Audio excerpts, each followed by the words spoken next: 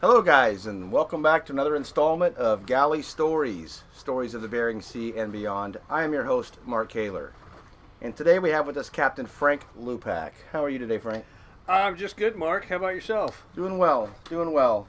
So let's dive right in. Where were you born? And Well, I was born on the East Coast in Maryland, about 10 miles outside of Washington, D.C. Knew nothing about the fishing industry except for a little sports fishing on the East Coast and some blue crab fishing, sports fishing only. So in 1976, I moved to the West Coast with my mom and took up shop. Graduated school in a little town outside of Seattle called Issaquah, Washington.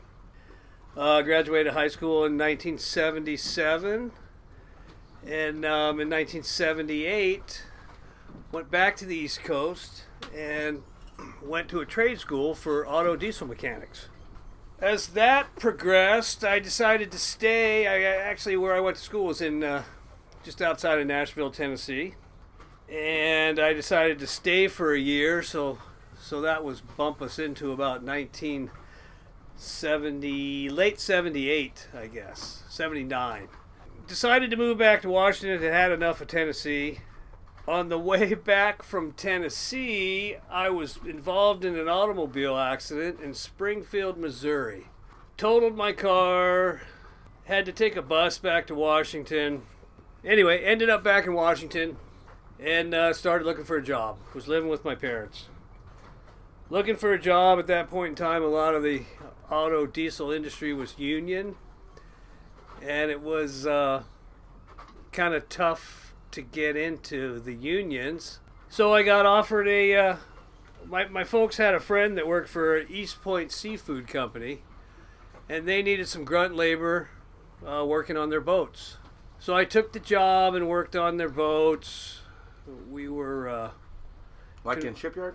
In the shipyard, yeah. We were converting an old Navy YF freighter from DC electric to AC electric. Basically pulling wire out. So after that project came to springtime, and it came time to load these tenders that were headed for Alaska to partake in the salmon fishery in Bristol Bay. We started loading the tender, and I was offered a job by the captain to ride the tender up to Alaska, and then I was going to get off the tender and work in the shore plant, or canneries as they were called back in that day. So I was looking for an adventure, and I took the job. We left sometime in May, early May, the beginning of May, late April. It took us 30 days to get to Bristol Bay. What? We were on an old tender traveling at 5 knots, wooden boat, loaded with freight. Stopped in every port possible, catch a can, went up through the inside passage, went across the Gulf of Alaska, stopped in Kodiak, worked our way down the South Peninsula, through False Pass, and up to Bristol Bay. Did you have problems, or it was just that slow of a That process? was a slow boat to China. But they told you 3 days, or 5 days. No, it was 25 You knew it was going to be a while. 25 to 30 days. And then were you on a daily rate? It was on a daily rate, yes. Matter of fact, I think it was $75 a day. That was in 80? 1980? That wasn't bad. No, that was good money. Yeah. That was good money. Especially for somebody looking for work who'd been couldn't find work for You're a few thinking, months. let's make it 35 days. Right. Yeah. Right. So we got to the bay, and at that point, I guess I proved myself, and they asked me to stay on the boat. So I stayed for that summer and tendered. The captain's name was Floyd Poe, and he was a captain. He worked the oyster fields. He ran an oyster dredge down in Nakata. Trying to think of the other name of the little town. Off the southern coast of Washington. So we tendered and I kind of was getting the gist of what these fishermen were doing, and they were making some good money. And our job at tendering was to provide any service that the fishermen needed. Back in those days, when the fishermen delivered, they delivered their catch, and then they'd tie up behind us, and we would either feed them breakfast, lunch, or dinner, depending on what time they delivered. They either did it or they didn't. A lot did, and a substantial amount did not. So through that interaction with the fishermen, after seeing what was going on, I decided I wanted to go fishing. So long story short, we took the boat back to Seattle. I went another 30 days. Another 30 days south, correct. Stopped about every place we could stop. Stopped for weather, stopped for water, stopped for fuel. When we got back to Seattle, I stayed with the company, East Point Seafoods. That's who it was back in the day. They had East Point Seafood Company, and Queen Fisheries was where the salmon fishery. That was the name of the salmon company. So I got back to Seattle, and they offered me a job to work in their mechanic shop, where they rebuilt engines from the cannery and processing equipment and things of the sort. So long story short, one day a fisherman came in who I knew. He was a really good fisherman. And he came in to borrow a tool. He happened to have a new boat that was built, and it was at Fisherman's Terminal. And his name was Jack Lohman. Hungry Jack was what they called him. And I asked him for a job. And of course, being a young kid, he told me, well, yeah, I'm probably going to looking for a new crew. I'll get back to you. Well, after he told me that, I figured, well, I'd never talk to him again until the next summer. Well, come about March or April, but I guess it was February or March, he decided he was going to go herring fishing, and he offered me a job to go herring fishing with him and his son, and then stay on the boat and fish salmon in the bay for Queen Fisheries. And that's kind of where it all started. We put in 225,000 pounds that summer. And I don't know, I fished with Jack probably 7 or 8 years until he retired. What was the name of that boat? The Hungry Jack 10. And how big was she? It was a 32-foot Bristol Bay boat. It was actually a morphodite. It was a Magitech. It was the first time they'd ever gone 14 feet wide. So it was 32 feet long and 14 feet wide. It didn't steer very well, but she packed a lot of fish. So I fished that boat, and then he decided to retire. After the last summer before he retired, he actually had some health issues that I noticed. He was always tired all the time. Well, after that season, he came home, and they put a pacemaker in him. His heart was functioning at about 50% of what it should have been, so no wonder he was tired. So now we're up to about, well, I did that with him for 7 years. To get in the crab fishery, after 2 or 3 years of fishing with him, there was a lot of crab skippers up there that had boats. And I kind of decided I wanted to try crab fishing. So this was about 3 years after starting with him. So you're 23, 24. Correct. And you're looking for a way to make some money during the off season of Bristol Bay during the winter time, or? Correct. Okay. Correct. And I'd heard some really impressive stories about the king crab fishery, the amount of money that was being made, the adventure, the vessels to me were pretty impressive. Some of those were also tenders in Bristol Bay. So I came to Seattle and started beating the docks. Right over here? Right over here at Fisherman's Terminal. By the way, that's where we are right now.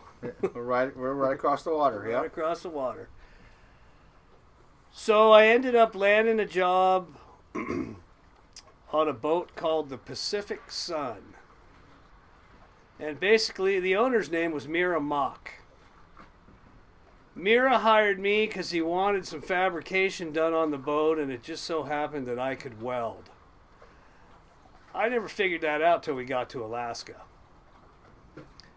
But that year, the first fishery we were involved in was St. Matthew's Island, which is up north of the Pribilof Islands. Jeez.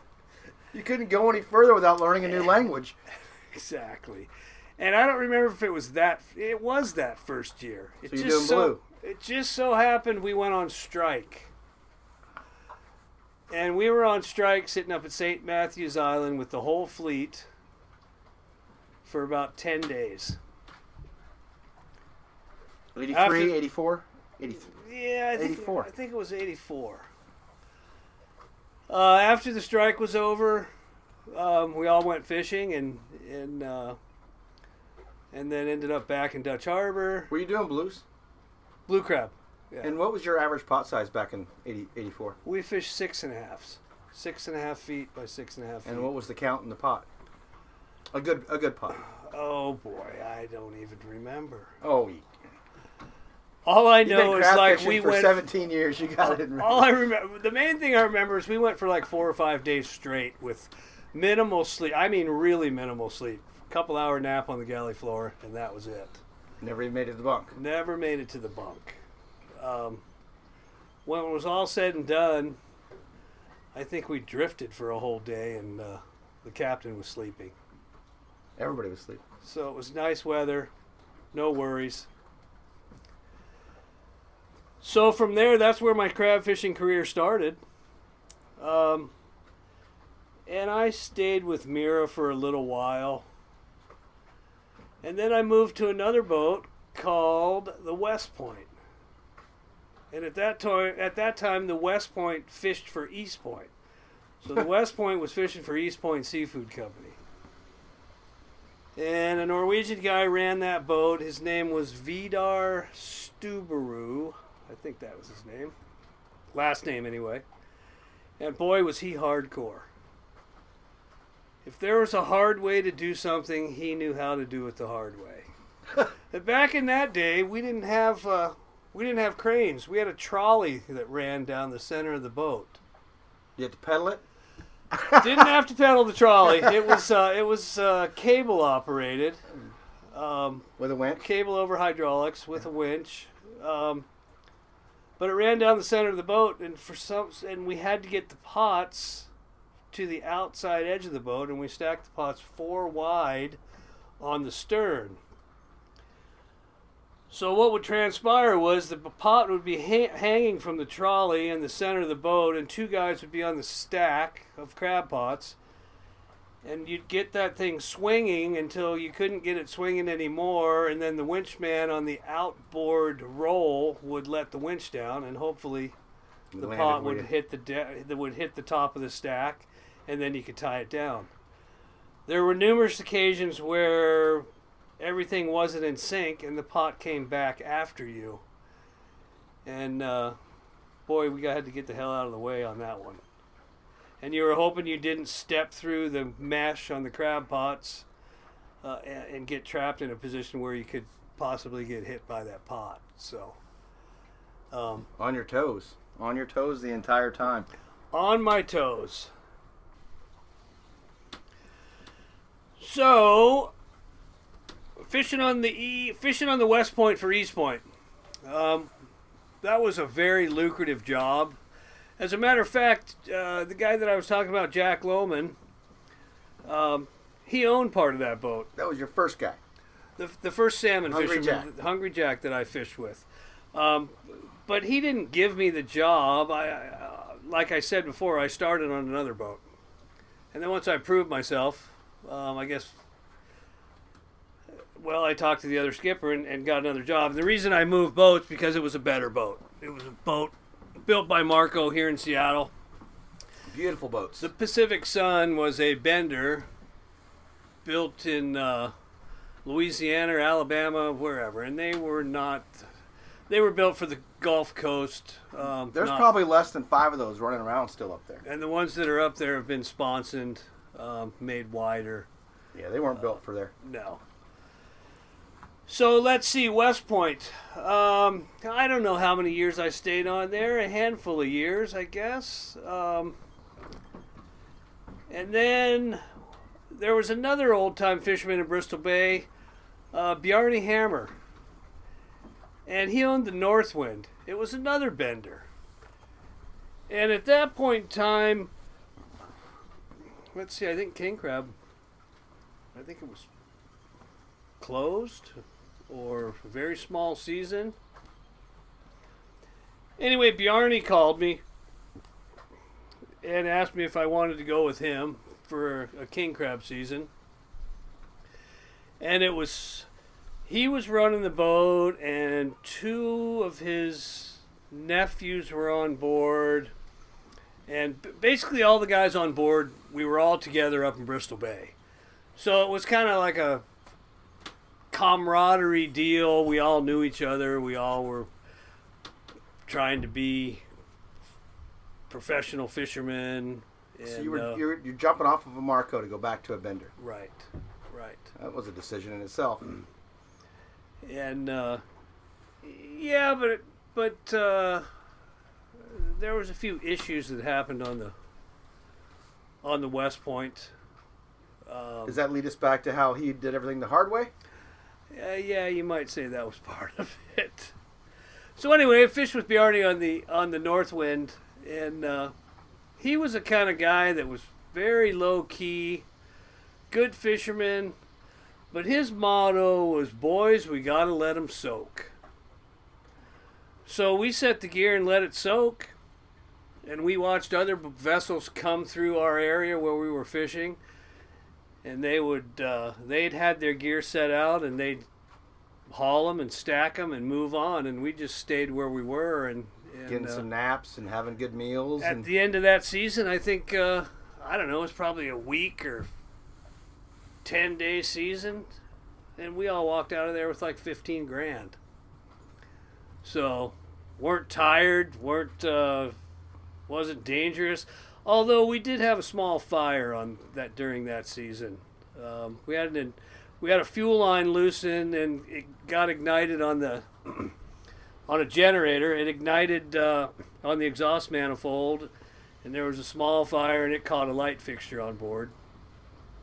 Whenever there's a fire on the boat, there's usually, especially if it's in the engine room, there's a lot of smoke, and you don't know how bad it is. So we got all our survival suits laid out on the back deck, and we fired off a message to other vessels around. There was a couple guys standing by, and we ended up figuring out what it was and got it put out and finished that season. So that particular job was only for that season. So after that, this was kind of a depressed time in the crab fishery. We're in the middle of the 80s now, and the heydays were in the mid 70s to the late 70s that I didn't get a chance to get involved in because I was still in high school. But then another captain took over the West Point, and there's a guy by the name of Ron Sharon, and Ron and I knew each other, and Ron offered me a job, so here I was back on the West Point. So I was back on the West Point, and we were fishing Opelio in the wintertime, long seasons, and I would fish crab through the winter and salmon through the summer, and almost no time at home. No, we were working about 9 months a year at that point in time. Wasn't married, had lots of girlfriends when I was home. So let's progress here. I'd been with Ron for probably 5 or 6 years, maybe 7. Now we're moving to the 90s. We're into the 90s.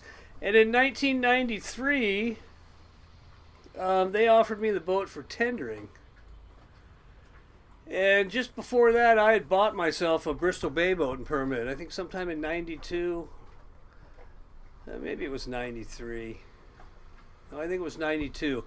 So I fished the bay, and it did good.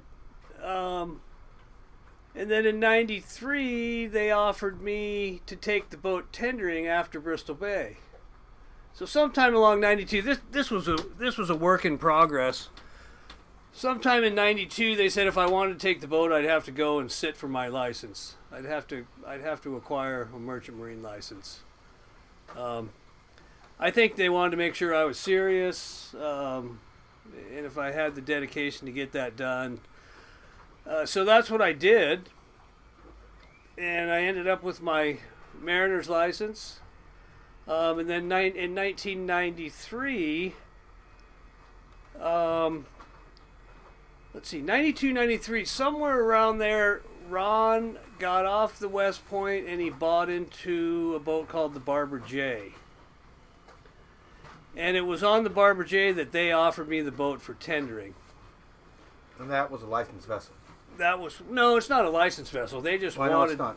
They just wanted me to have a license, I think, To show the seriousness. Right. Yep. It's kind of like going to college, I think. If you don't know what you want to do and at least you dedicate your time and get a degree, then it shows that you're somewhat serious about what you're doing. So in '93, I fished the bay. We had a decent season. And then I'd fly from Bristol Bay to Anchorage and then Anchorage to Sandpoint, Alaska. And that's where I met the Barber J, and we'd transfer skippers. And I took over the Barber J. And you were on that boat when I met you. And we met in 2013.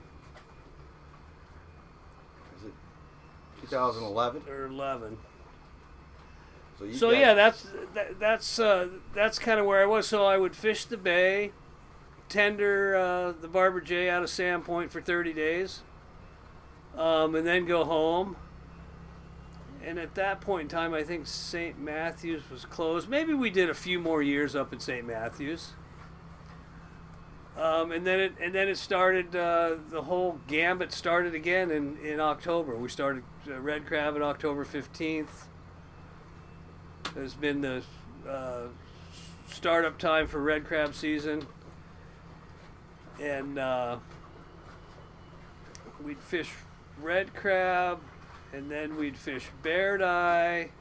Spent many a Thanksgiving at St. Paul Island, because that was close to the bear eye grounds, and we'd be tied up behind the island, or anchored behind the island if there was any weather. Thanksgiving. All right, so I want to steer your story a little bit here, because now we pretty much covered every boat you've been on and what your jobs have been. But so 17 solid years up in Alaska, 9 months at least out of the year. In that time, do you remember the first time you were really scared? There's really only been one time I was scared, and that was a storm that rolled through the Bering Sea. What boat were you on? I was on the Barber J. It was a storm that rolled through the Bering Sea, and it actually made the newspapers here in Seattle. And one of the quotes out of the newspaper were "waves like mountains." When the tide came up against the wind, there was actually when the tide came up against the wind, we had some waves that were big enough that before they crested, we actually backed down on those waves so that they wouldn't break on the house. Now, this is a schooner vessel with the house aft, so we had 90 plus feet, 85 to 90 plus feet in front of us. We'd have to back down off those waves. Explain backing down on wave. Well, normally in a storm, when you're bucking into the weather, it means the weather's in front of you. Normally you just get a comfortable speed where you ride up the wave and down over the other side. And these waves were so big we really couldn't get a rhythm. You weren't getting to the top of that. No, and by the time we couldn't get over the wave before it was going to break. And when it was going to break, it was going to break on the house. That was probably the worst weather I've ever seen. And it just so happens there were 13, I think it was 13. Imagine that, lucky number 13. I think there were 13 May days that day. There were boats that were getting seawalls caved in on a turnaround to run with the weather. There was gear breaking loose on deck. It was utter mayhem for some guys in that situation. We weathered it fine, but there was numerous times that I ducked below the console because I wasn't sure if the wave that broke on deck was going to come through the window. And keep in mind, we're probably 20 feet above the deck. So that's an already wave that's already broke, and that amount of water, that volume of water. If you had to guess how big these waves were, or could you? 25 to 30 feet, maybe bigger on occasion. There was no rhythm to them, though. They were one after another, after another, after another, until the tide came around, and the tide was running with the wind. Then, of course, everything came down. So that was my worst experience. As long as I've crab fished, I've never seen anybody get seriously hurt. Bumps, bruises, a few serious lacerations, but no loss of limbs. We had a real good crew on that boat, the Barbara J. When I was there, there was 5 guys that stuck together for probably, 6 or 7 years. And which is an eternity on a crab boat. I mean, you take a beating on those boats. Right. No, it's of course, dating myself, old school. Back in the day, as we all say nowadays, there were some real dedicated individuals.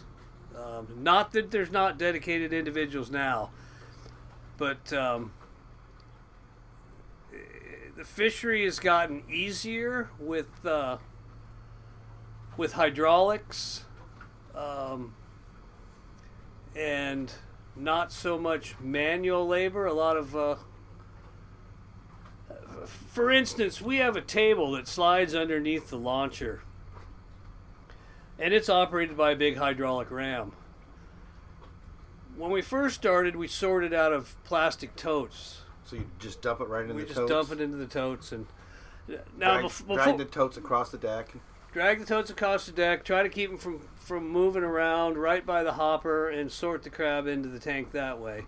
Early on, they dumped the crab right on deck. So we've made a step forward from dumping them on deck to dumping them into something to sort out of.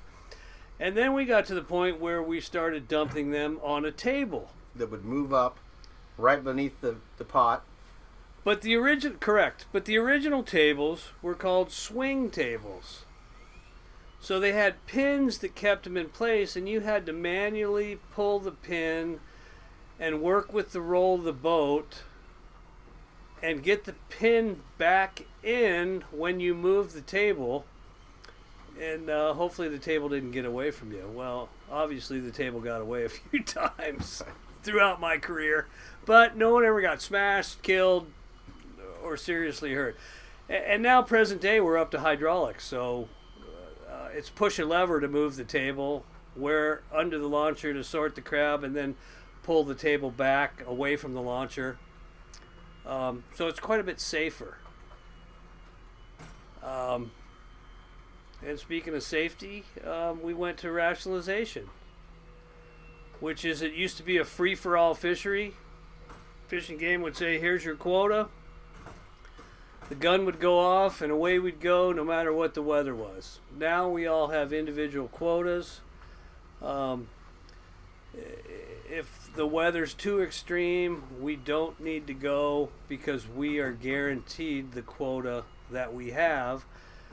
Versus, if you're not out there fishing in the nastiest weather, that means someone else is catching your crab. Right. So rationalization certainly helped with safety. Rationalization has really helped with safety.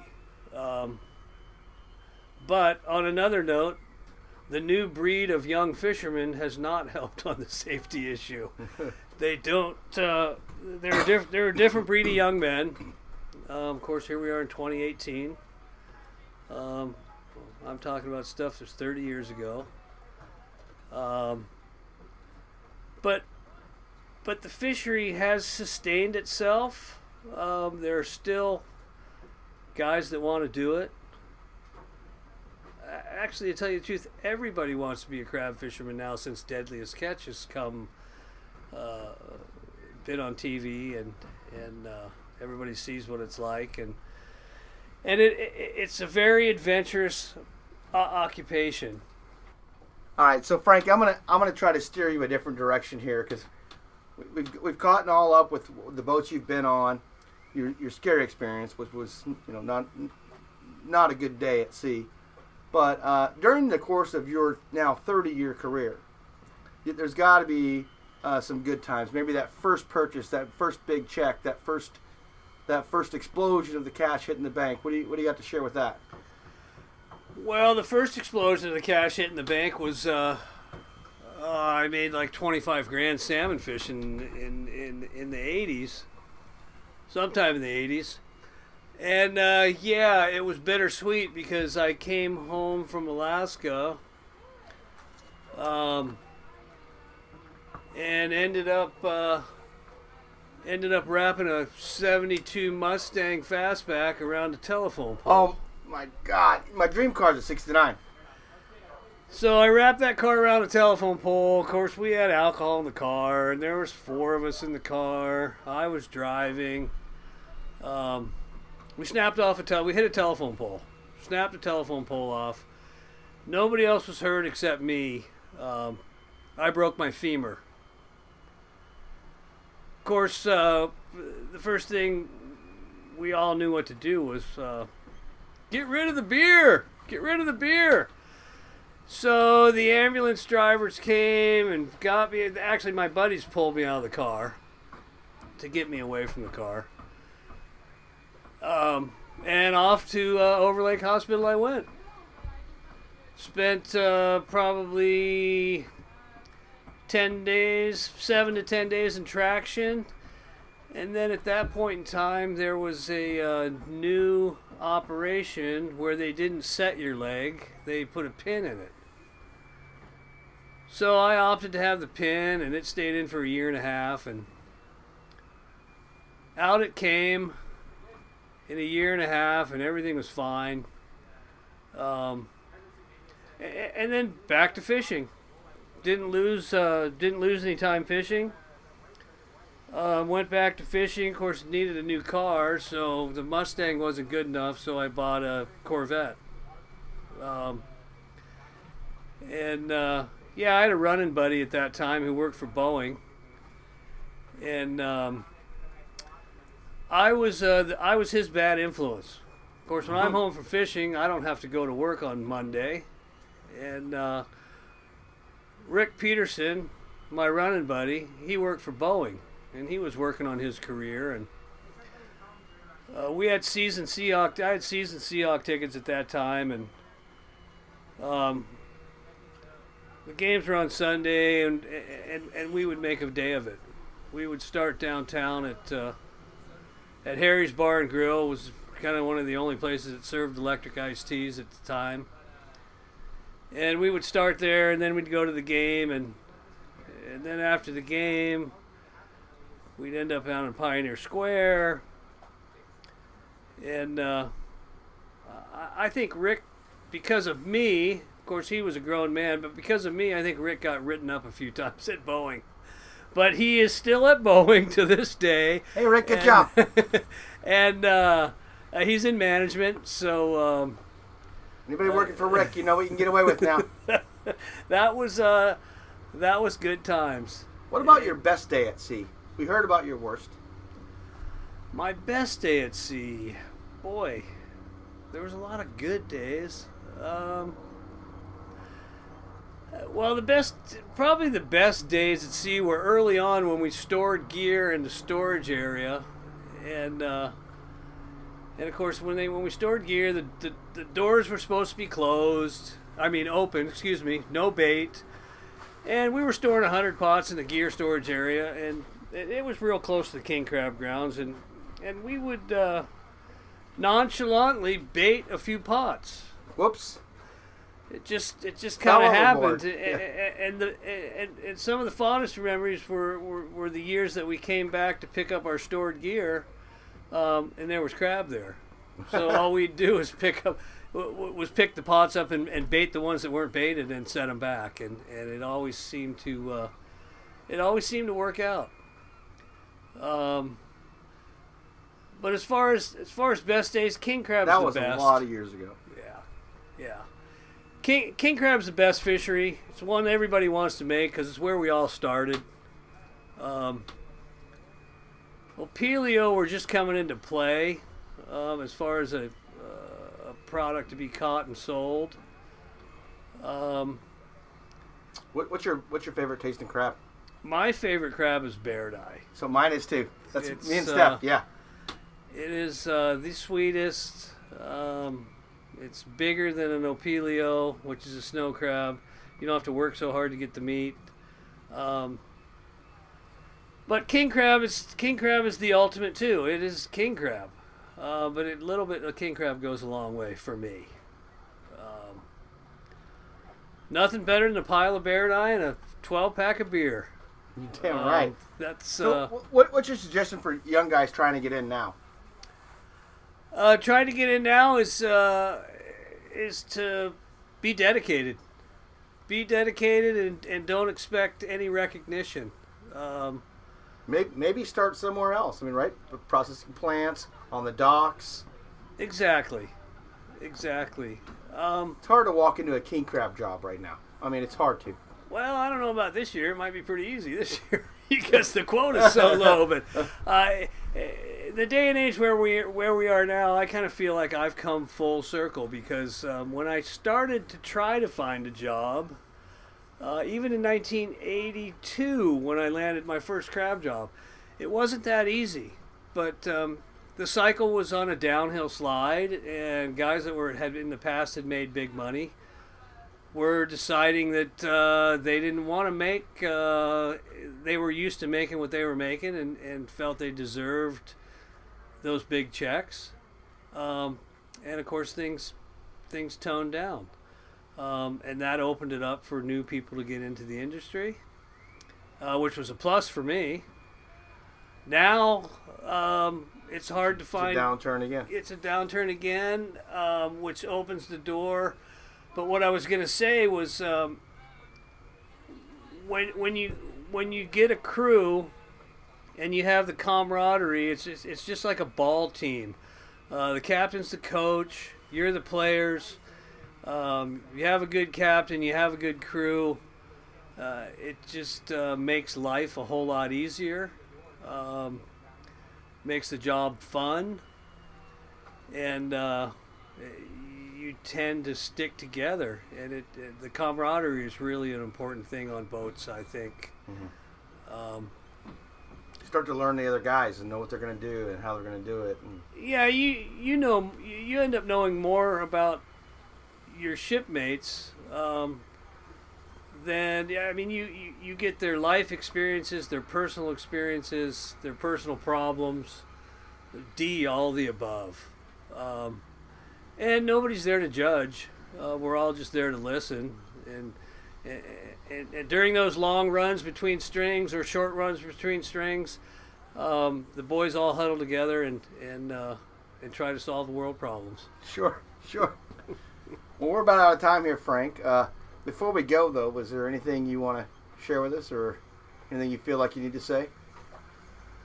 No, I think I've summed it all up. You got it all worked out. Done the best that I could do. Before we go, we'll encourage everybody listening to, of course, buy Wild Alaska Seafood. And if you can't buy Wild Alaska Seafood, buy Wild Seafood. None of that farm stuff, except for catfish, I think. Catfish might be the only exception. Stay away from the tilapia. Oh, yeah. I had a lot of guys say that. But really, catfish, though. You can't...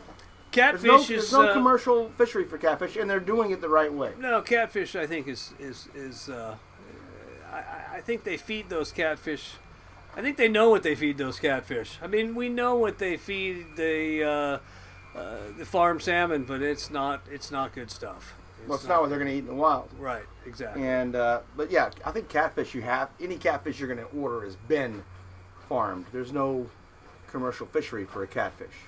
So if you're taking a look at the fish counter and you're going to save $1 a pound or $2 a pound on Atlantic farmed salmon or Atlantic salmon, because all Atlantic salmon, I think 97% of it's farmed, do yourself a favor and buy wild fish. Yeah, wild fish, wild crab. There you go. A crab, of course, has got to be Alaska caught, unless Dungees, of course. Right. But, all right, guys. With that, we're going to end this one. And Frank, thanks for joining us today. Thanks for having me, Mark. I really appreciate having you. And guys, we will see. Oh, before I say that, follow us on Facebook if you would, and maybe give a comment or two, or even a like or a share. And we will see you next time.